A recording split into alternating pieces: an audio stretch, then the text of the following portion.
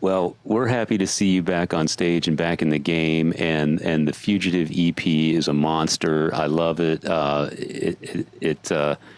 It takes me back, much like the Power Trip stuff did. It takes me back to that time, the early '80s when metal and punk were sort of crossing over, and it's got all that energy and that spirit. And highly recommended. Fugitive Maniac 5-song EP.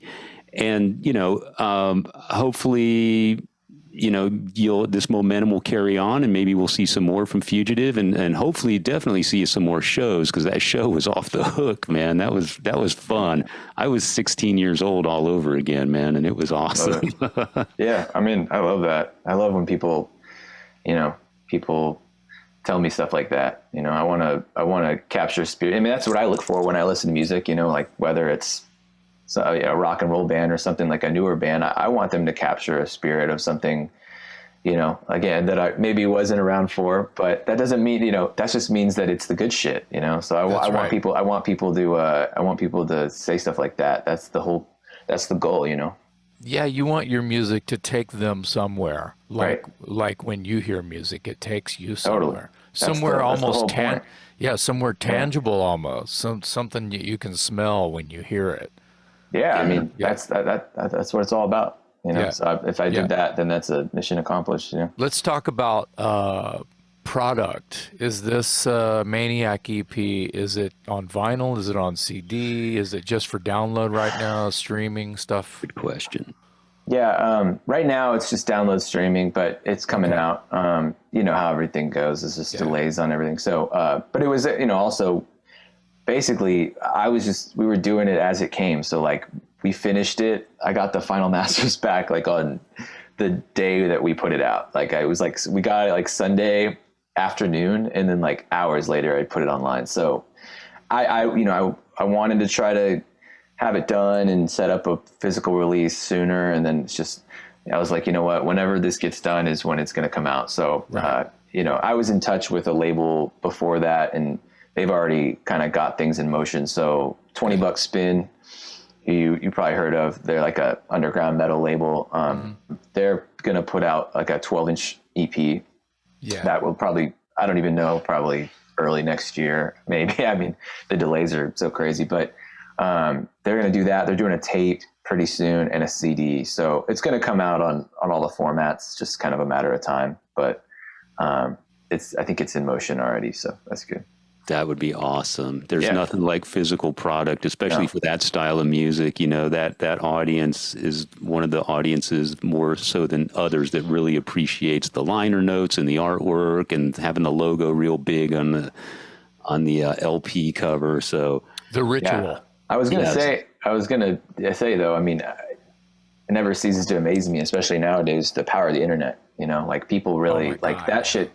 I think it's been out for like a month, and it's got like, 100,000 Bandcamp streams and all this. And it's like on Spotify, it's like, I haven't put out music in like 4 years or something, but it's just crazy to see how quickly things move. I mean, it's like, there's people in the other side of the world that are big fans of the band already. And that like, it's just crazy how quickly things go. So, you can say a lot of things about now and then in terms of music consumption and purchasing music. But I mean, right now is honestly a pretty, and even if you talk to label people, they'll tell you the same thing. It's like a pretty exciting time for music in terms of consumption, because the internet is so powerful. I think people are really eager to support bands. So like, whether that's buying vinyl or a CD or tapes, or even just buying it on Bandcamp, like I've noticed that.